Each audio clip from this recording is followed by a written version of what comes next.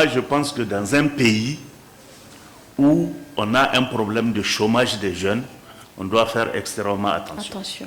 L'État a des problèmes. Il y a une main-d'œuvre importante qui est parfois qualifiée, parfois non qualifiée, qui manque d'emploi. Et c'est un problème pour l'État. Si l'État ne joue pas son rôle de régulation sociale, eh bien, il va se passer quoi? Le peu d'entreprises ou de sociétés capables d'embaucher vont se rétracter derrière l'intelligence artificielle. Ils seront entre quatre murs et puis la pauvreté sera ambiante dans le pays. Ça va être un problème pour le pays.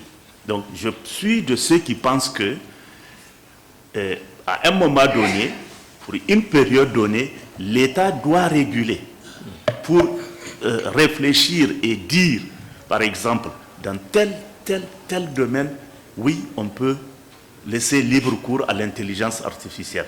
Mais pour tel domaine, on a besoin d'embaucher, on a besoin d'utiliser la main-d'œuvre pour donner de l'emploi à la jeunesse, pour donner de l'emploi aux diplômés qui n'en ont pas. Sinon, de toute évidence, ça va être un problème et c'est le gouvernement qui va devoir gérer ça.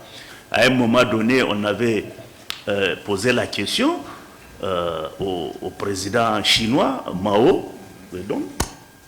On lui a dit pourquoi il n'utilise pas la technologie pour le développement de la Chine.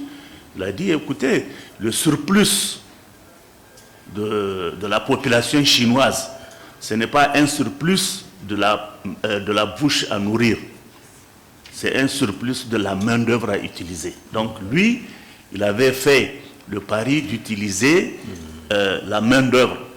Pour tous les travaux, il a utilisé la main-d'œuvre chinoise. Et aujourd'hui, il est arrivé à un point où pratiquement la main-d'œuvre est casée, il a besoin de cette intelligence artificielle. Donc, et il l'utilise à fond. Les Chinois aujourd'hui utilisent aussi bien la main-d'œuvre humaine que l'intelligence artificielle.